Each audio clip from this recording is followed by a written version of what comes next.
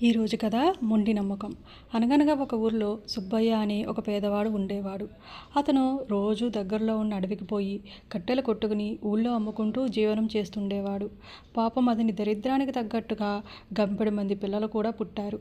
ఇంతమంది పిల్లలతోటి భార్యతోటి ఎట్లాగో ఒక చిన్న పూరి గుడిసెలో కాపురం చేస్తూ ఉండేవాడు.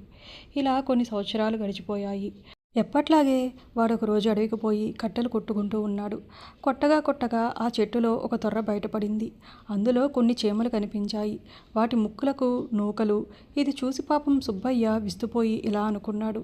అరే, ఈ కారు అడవిలో ఈ చెట్టు తొర్రలో ఉన్న చీమలకు ఆహారం ఇచ్చిన దేవుడు నాకెందుకు ఇవ్వడు?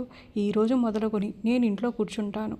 ఈ చీమలకు ఆహారం ఇచ్చిన దేవుడు నాకు, నా భార్య పిల్లలకు మాత్రం ఆహారం ఎందుకు ఇవ్వడో చూస్తాను అని అనుకుంటూ ఇంటికి పోయి కాళ్ళు ముడుచుకుని పడుకున్నాడు. ఇంట్లో చిల్లి గవ్వలేదు. భార్య గోల పెట్టింది, డబ్బు లేదండి అంటూ. డబ్బా చీమల దేవుడు తెస్తాడు అంటూ కూర్చున్నాడు సుబ్బయ్య. ఇదంతా చూసి భార్యకేమీ తోచలేదు. పిల్లల్ని పెంచడానికి రోజు అడవికి వెళ్ళి ఎర్రమన్ను తవ్వి అమ్ముకుంటూ కాలక్షేపం చేస్తూ ఉంది. ఇలా కొన్నాళ్ళు గడిచిపోయింది. సుబ్బయ్య భార్య మామూలుగా ఒకరోజు అడవికి వెళ్ళి ఎర్రమన్ను తవ్వుతూ ఉండగా ఏదో టక్కుమని తగిలింది. ఏంటా అని తవ్వి చూసేటప్పటికి ఒక బిందె నిండా కాసులు కనపడ్డాయి. అవన్నీ నెత్తిన పెట్టుకుని పోదామని మొదట్లో అనుకుంది.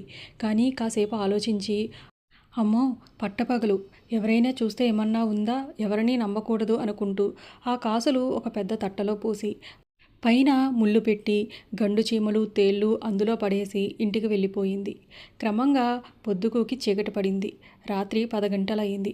అప్పుడు సుబ్బయ్య భార్య భర్త దగ్గరికి వెళ్ళి, ఏవండి, అడవిలో నాకు ఒక కాసుల బిందె దొరికింది. ఆ కాసులన్నీ అక్కడొక తట్టలో పెట్టొచ్చాను, తీసుకొద్దాం పదండి, మన దరిద్రం తీరుతుంది అంది. చెప్పిందంతా విని సుబ్బయ్య చీమల దేవుడే తెస్తాడు అని బండలా కూర్చున్నాడు. భార్య ఎంత బ్రతిమిలాడినా కదల్లేదు.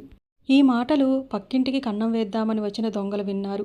వినడంతోటే పదండిరా అని చంకలు బాదుకుంటూ సుబ్బయ్య భార్య చెప్పిన చోటుకు వెళ్ళి తట్టలో చెయ్యి పెట్టేసరికి చీమలు తేళ్ళు తెగ కుట్టాయి. అప్పుడు అబ్బా, ఈ మాయల మారి మనల్ని మోసం చేసిందిరా, దీని రోగం కుదురుద్దామని ఆ తట్ట తీసుకెళ్ళి ఆ గుడిసె పైన పెద్ద కన్నం పెట్టి దాంట్లో కుమ్మరించి పారిపోయారు. ముందు చీమలు ముళ్ళు తేళ్ళు పడ్డాయి. ఆ తర్వాత గలగలమంటూ కాసులు పడ్డాయి. ఇది చూసి సుబ్బయ్య భార్య ఆశ్చర్యపోయారు. చూసావా, నేను చెప్పలేదా, చీమల దేవుడే తెస్తాడని అంటూ సుబ్బయ్య లేచి గంతులు వేయటం మొదలుపెట్టాడు.